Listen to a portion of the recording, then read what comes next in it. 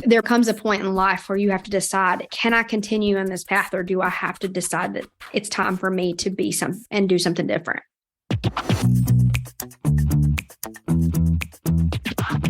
This is the Happen to Your Career podcast with Scott Anthony Barlow.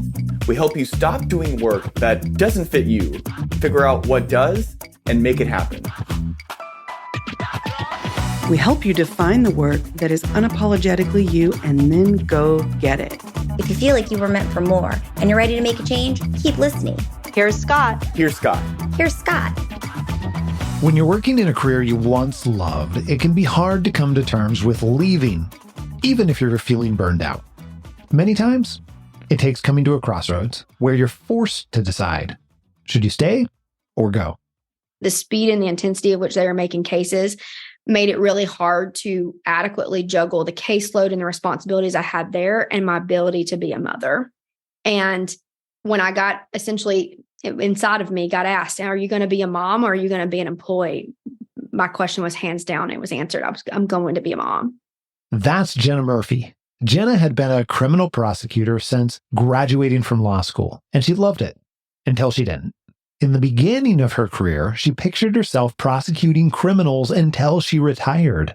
However, fast forward a few years, Jenna had started a family and not long after began feeling burned out, trying to juggle her demanding career and being a mom at the same time.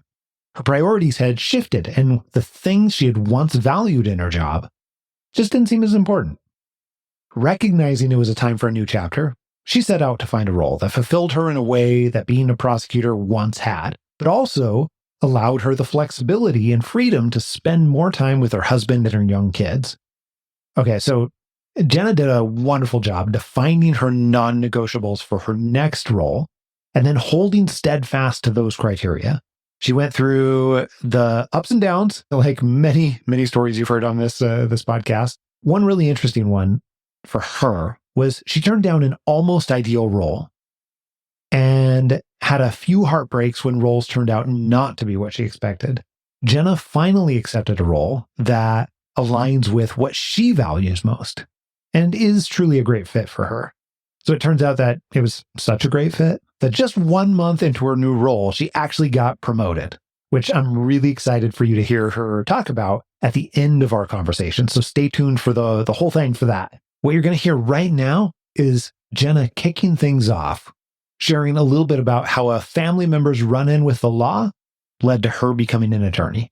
I started as a criminal prosecutor. That's what I went to law school to do. I really don't know what the draw was specifically about the legal field, because if you had asked me in college, I would have told you I wasn't smart enough to be a lawyer. When I was in high school, I had a family member who unfortunately found himself in some trouble.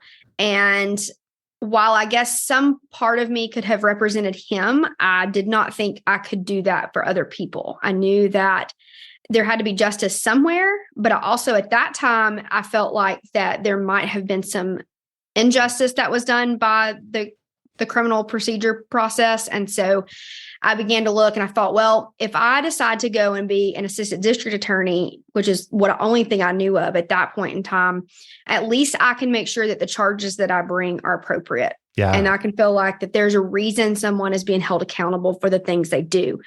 What I did not want to do is somebody walk in my office and say, I killed those 5 people. Can you get me off with it? And I just couldn't do that. But as a prosecutor, I would have the ability to be sure the charges were appropriate and to make sure justice was seen through, if that's even the right way to say that. We're going to go with that. I think that sounds that justice was achieved and do it with a good conscience, I guess. Yeah. And not feel like that I was ruining people's lives, but doing something that was intended to hold them responsible for the things they did. I have a variety of friends that all are in similar positions. And when I chat with them, it seems like that conscience part, the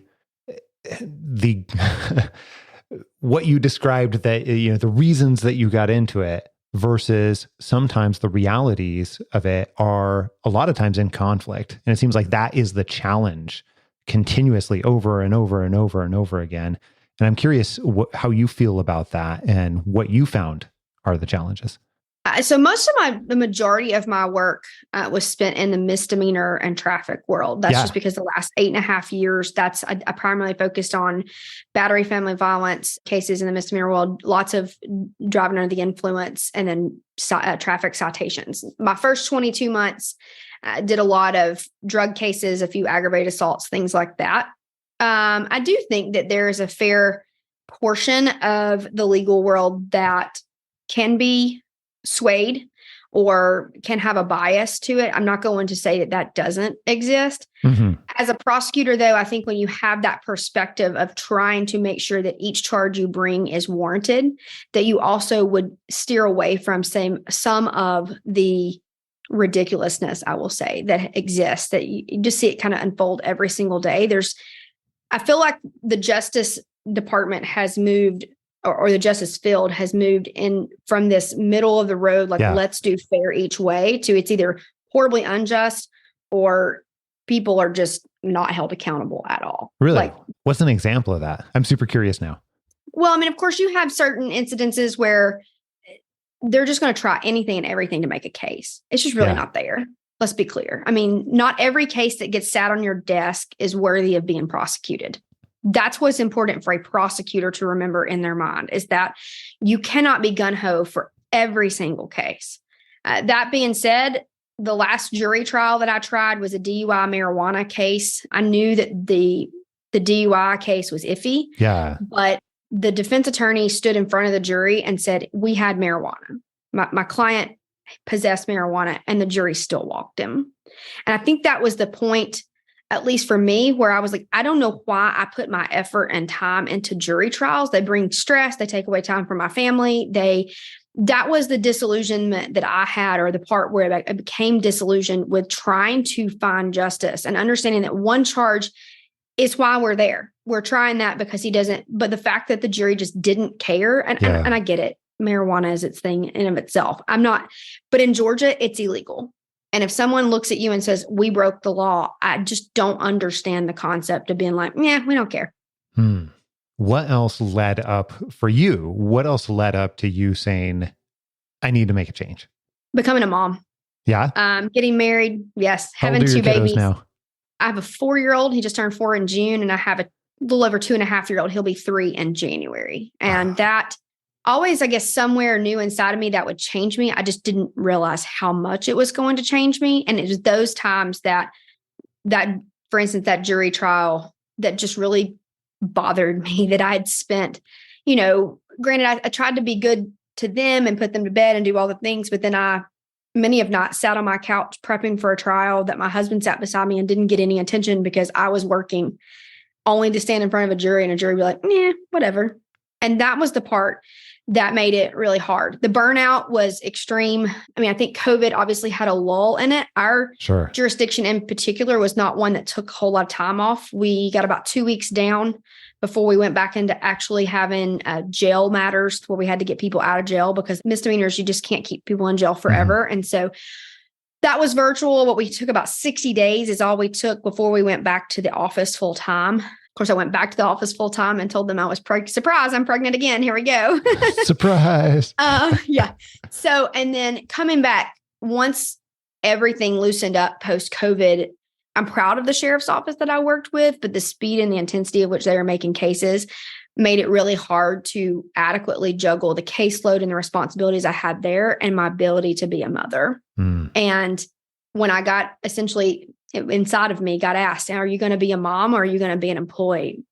My question was hands down. It was answered. I'm going to be a mom. Sorry. Like, as much as I love this job and I love what it's offered, if you told me 6 years ago I wouldn't be a criminal prosecutor anymore, I would have told you you lost your mind. And today here I sit and I'm not a criminal prosecutor anymore. I don't miss that part of it. I miss the people there, but I'm proud of where I am today. And I'm proud to say that in my month and a half that I've been out of that job, I've been a better mother than I ever was throughout my entire process of being a mom and being a criminal prosecutor. That's amazing.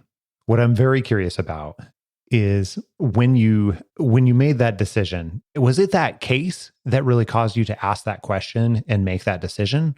Or was there some other event that was the catalyst to you making that decision? No, I mean, I think it had been a slow progression over time that I knew the burnout was there and I was just trying to figure out.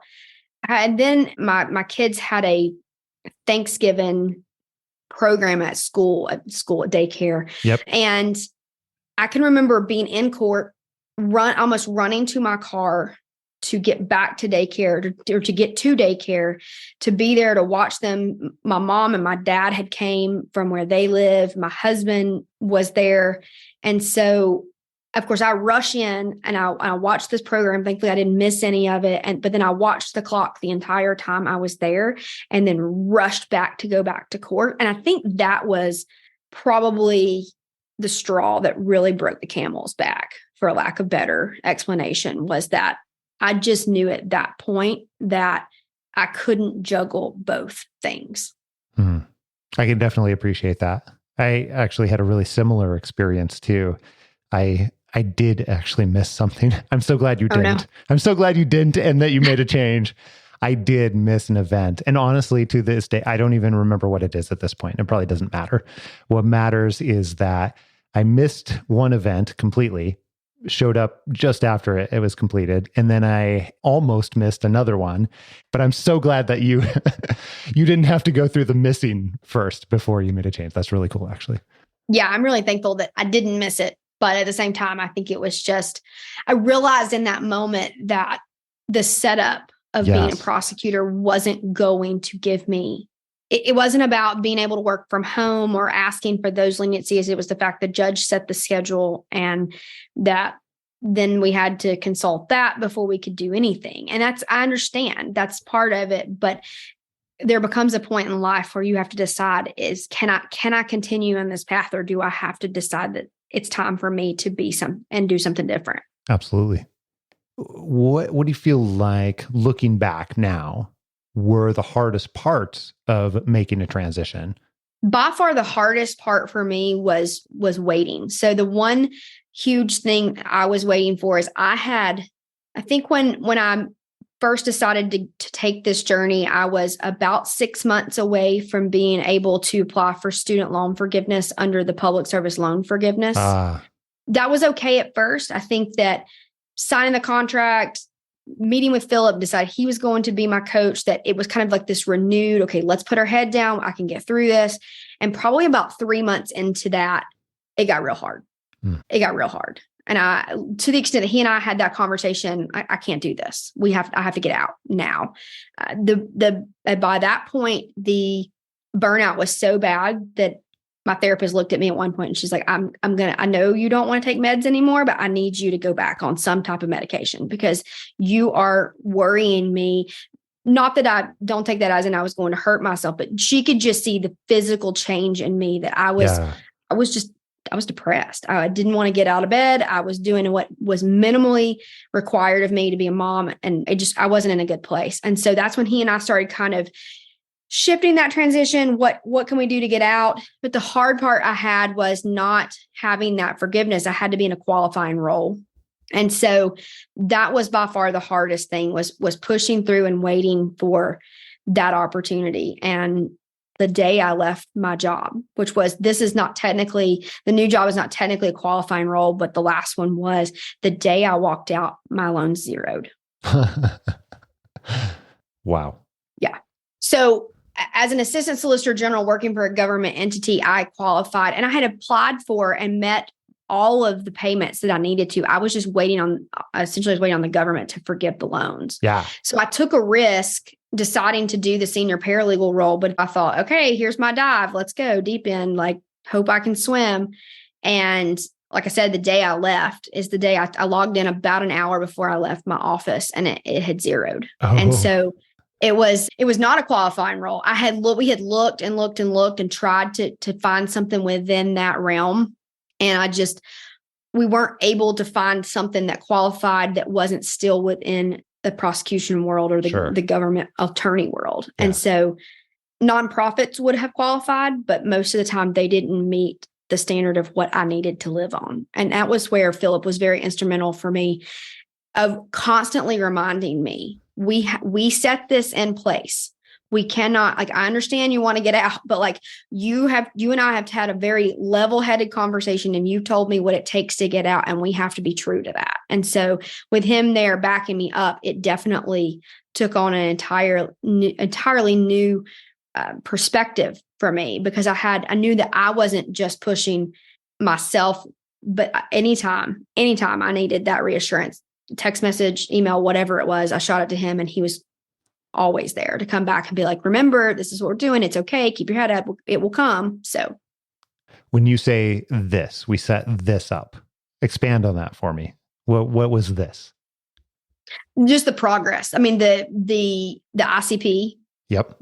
Ideal career profile. Yep. There you go. Exactly making sure I had the letters in the right order. The ICP was really big, and he just kept pushing me back to that profile, that here's where we really want, but here's what we have to have. And I understand we're trying and we are getting closer. We're inching closer to what you need, but you cannot just completely, unless we can make it work and justify it in another way. That, like, at one point in time, he and I talked about with the one heartbreak incident where it was supposed to be a full-time role, and then they asked for full-time with a whole lot less money than they had told me they were going to offer. And I was like, and he said, well, if we can make it work with less hours so that we can do something, then maybe it still fits. And so of course we tried that, and it didn't work. And ultimately that was probably one of the times he propped me up most, because I was very heartbroken at that point. I just, to feel like you see the light at the end of the tunnel, and then all of a sudden it's just like, nope, door closed. And so that was a hard day. But after 2 or 3 days of wallowing in that, which is, I probably wallowed more than I should have, it was just a few weeks before this opportunity opened up. And I did. I had found myself through, I had one other offer, a really good offer, but it was a litigation role. And I just really didn't want to litigate anymore. It would have required more travel. It would not have given me anything more than one more day at home than I had in the other role. And as appreciative as I was of their offer, I just told them, I said, I have to stand true to why I did this. I didn't do this for money. I did this because I want to be at home. I want to have freedom and flexibility, and I don't want to answer to someone else's schedule. Obviously, every job you have to answer to someone's schedule, but not as much as I would have to in a role like that, in a role like I was in. I think what's really fascinating that I've observed over the years is your word choice there, where you said this was a great opportunity, but. And although it could be a great opportunity for someone, it's not actually a great opportunity for you because it didn't meet your ideal career profile. And just for context, for ideal career profile, when you're thinking about that, it's just a checklist of those things that you must have in order to create an opportunity that really is a fit for you. And then also a list of your ideals or aspirations and where you're heading to. So that being said, first of all, that's phenomenal, because that truly is the hardest part in many people's career change journeys. And holding hard to those areas that you've defined are actually true for you. It's so difficult. We've talked about many stories, hundreds of stories over the years where people have been forced to say no to something that was right in front of them in order to later on, talk about delayed gratification, sometimes much later on, say yes to what really actually fits. And so what I'm curious about for you, when you think back on that situation, what did you find was actually in those moments the hardest part about it, or that made it particularly challenging for you? Yeah, I mean, I think it's hard because you see an opportunity. In that particular case, it was a good bit more money than even it was a good bit more money than what I was making at the time. It was more money than I took to leave that job and go to where I am now. But having to really step back and say it was hard at first, because I'm like, oh, that's more money than I've ever been paid. But money wasn't going to make me happy. It wasn't going to get me the things. And as much as I told them in my interview, and in fact, when I walked into the interview, the day before, Philip and I had talked about it, and I went in like, okay, I'm going to say no, but I'm going because I've already RSVP'd to this thing, and I'm not that person. I'm not just going to stand you up and not come in. And so I went in, I interviewed. I kind of expected when I walked out the door that they were going to make an offer. And sure enough, when I emailed him the next day, he's like, I'm really sorry. Will you take some time to think about it?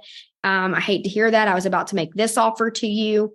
And so I think I took 24, 48 hours and emailed him back. And I said, I really appreciate it. I thank you for consideration. One day, this may be a job that, I come back to you. I hope if the opportunity ever comes up and I want to go back into something like this, that you will consider me then. He actually came back to me about 3 weeks or 4 weeks after that and said they had filled that position, but had another one and wanted me to reconsider if I would come to work for them. And again, I had to tell him, I understand from your perspective that you think this is a much better fit, but in reality, it really doesn't change. I'm at work 5 days a week right now, but I'm in one county with one judge. With your job, I'm going to be in the office 4 days a week, but I can be in any county in this state before any judge. And I have to think about that. That's still not what I want. What I wanted when we put this together was I knew the amount of money I had to have to get out. I wanted a remote, or at the very most 2 days a week, an office job. I really wanted a Christian organization. That was something that I wasn't sure I would find just based upon the other things that I needed, but I really wanted somewhere that I felt like people would believe the way I believe, or at least had those ideals in their head and kind of that basis. It didn't have to be, it didn't have to be a church organization necessarily, but just had that background.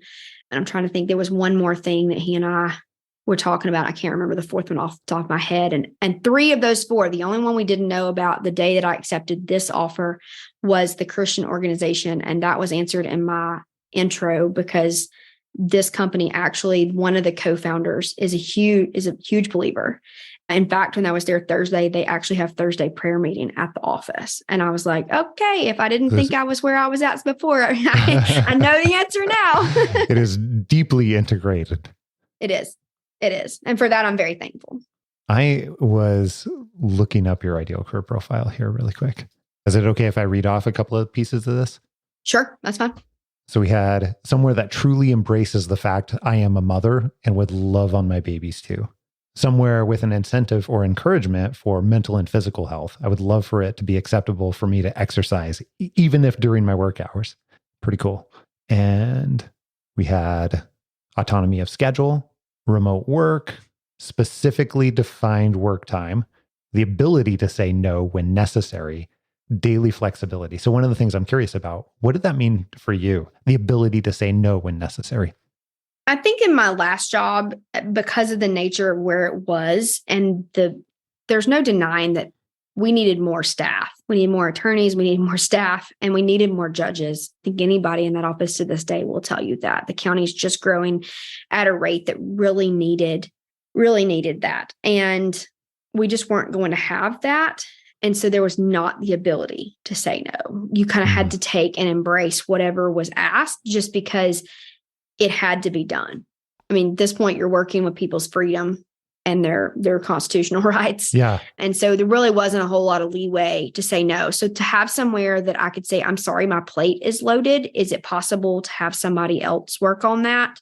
Was something that was really important to me. And it's funny that you read those off because I actually was able to go back and find the ones he and I were talking about right before I said yes. And they changed a little bit. And that was pay, flexibility, career path, and then the belief structure of the organization. And the pay was there when they made the offer.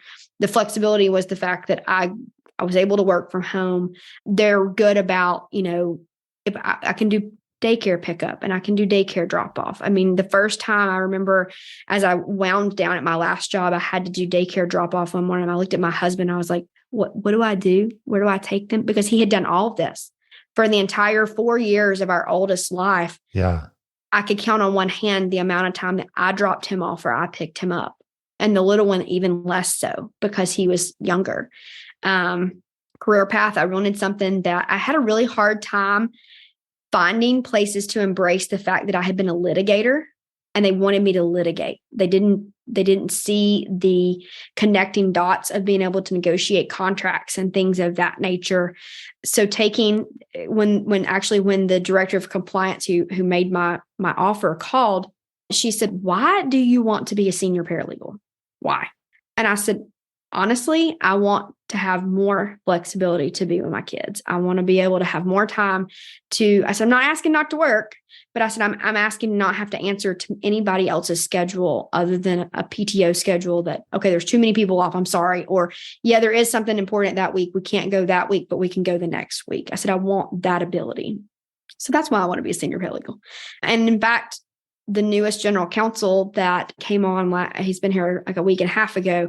He said to me, he said, "Would you have wanted to be something other than a senior paralegal?" And I said, "Sure." But I just had a really hard time finding companies and organizations to embrace the fact that I had spent my career putting people in jail or prison, that I negotiated a lot of things, but most everywhere would have wanted me in a litigation courtroom style role. And I really wanted somewhere that took a major step back. I'm not going to say that now with the kind of the progress from last week that won't ever have to happen now.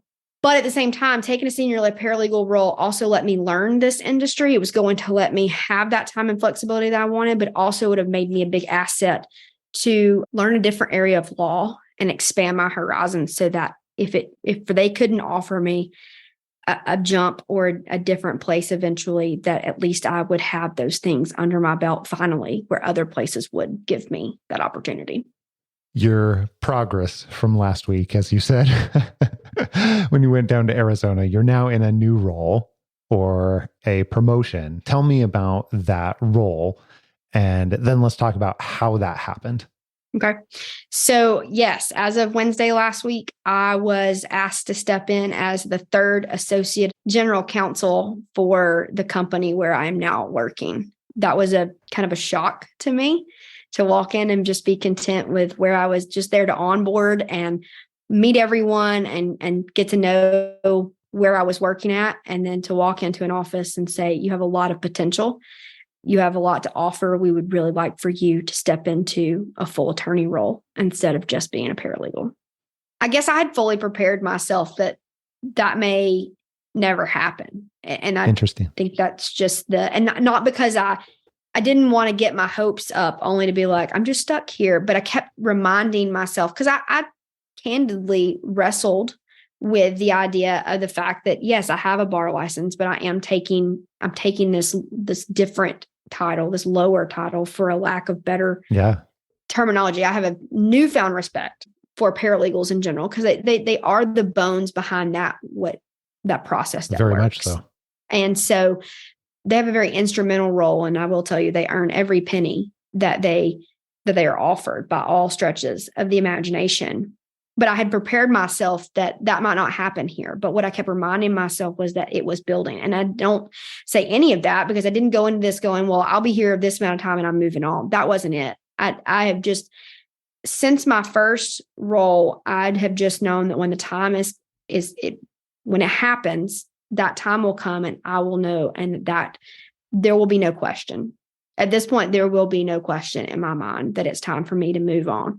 And so I didn't know how that would work or if it would work, but I knew it was a great learning opportunity. And so I am excited to walk into an office and immediately have someone go, "You offer so much more than you're being utilized for right now," was shocking to me.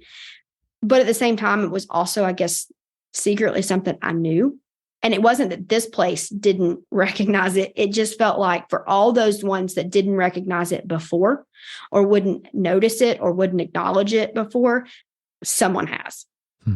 What does that feel like in this moment? It feels reassuring.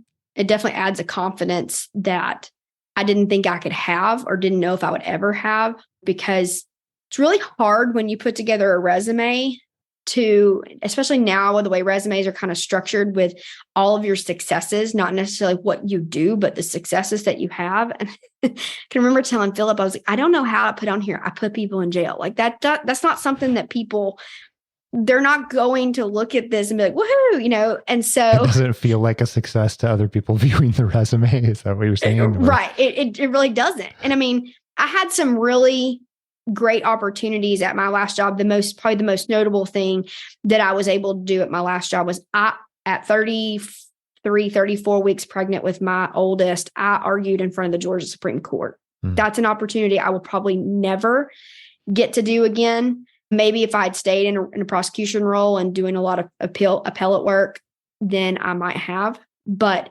some prosecutors go their entire career and probably don't ever get away with not submitting an appeal to the Court of Appeals, but to get to stand in front of the Supreme Court of Georgia or the Supreme Court of their state and present an argument, and to win it, because that's what we did. We were able, I kind of knew that going in. 34 weeks pregnant, no less. Like that. Yes. Is, my coworkers challenged me to say, my name is Jenna Murphy and we represent, and not my boss was sitting beside me, but their intention was not to be him that I was representing with. It was my baby. Yeah.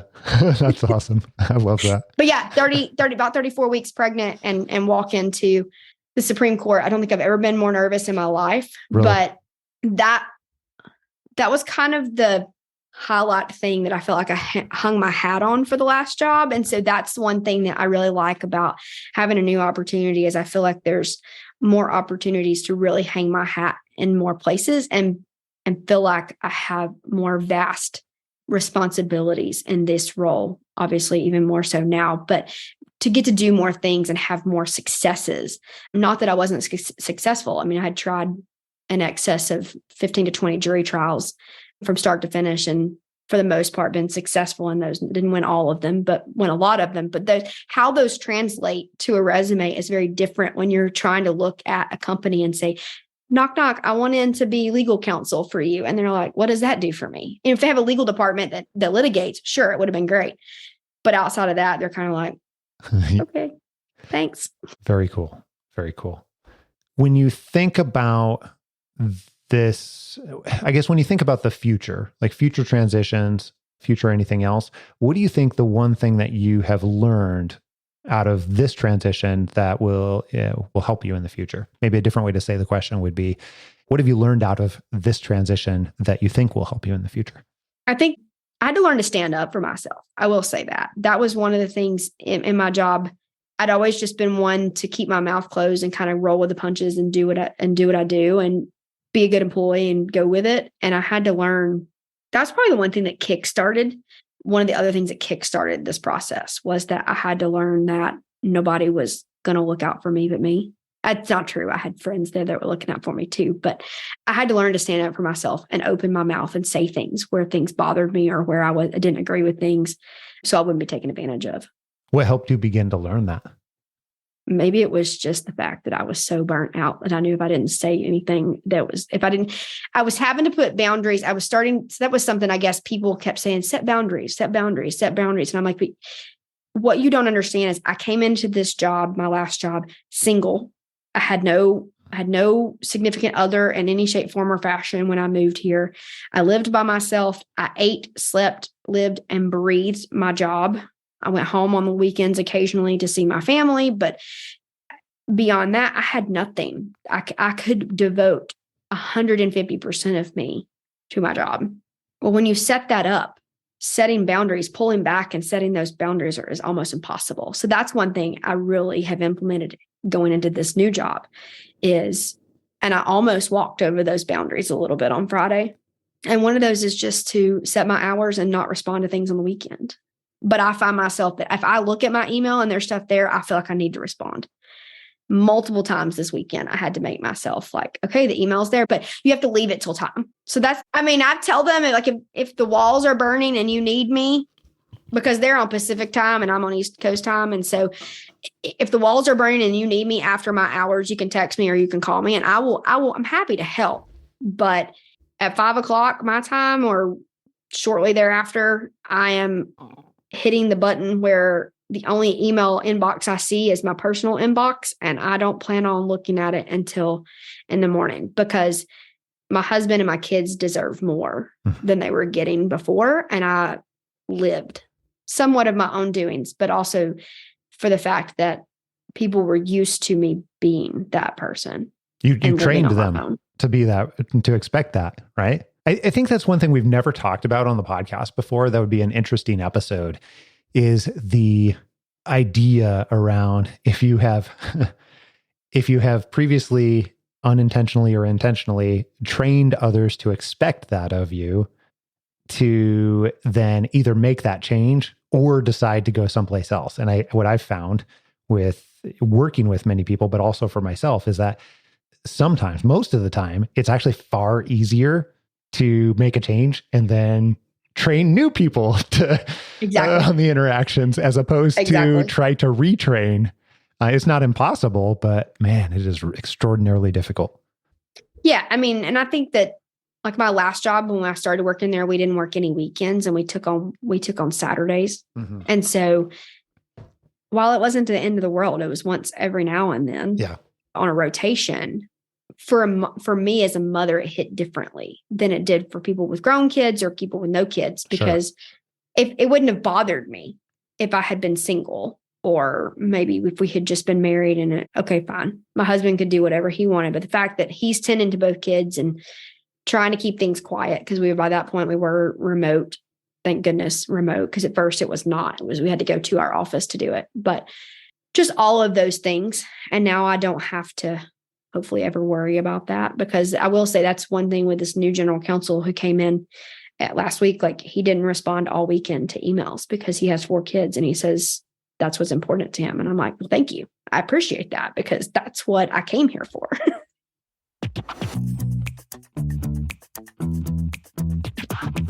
Hey, if you love this story where we talk through and walk you through step by step how someone got to more meaningful work, then you'll absolutely love our audiobook, Happen to Your Career, An Unconventional Approach to Career Change and Meaningful Work.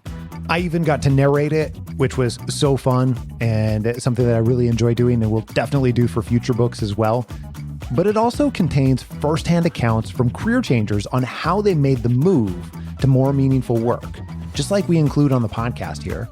And actually, it's been called the best audiobook experience ever by some reviewers. You can find those reviews and the book itself on Audible, Amazon, or any other place where books are sold. Seriously, just pause this right now and go over to Amazon or Audible or wherever you want and download it. You can be reading it and start it on your career change in literally seconds. Now, here's a sneak peek into what's coming up next week, right here on Happen to Your Career. I think that was the hardest, to basically be rejected, but then to try to internally make yourself better and then try again. So be rejected, but then just be perseverant and keep trying again and again and again. Some people are content with just showing up for work and doing the same thing for year after year, years on end. If you're here listening to this show, Happen to Your Career of all places, I'm guessing that's probably not you.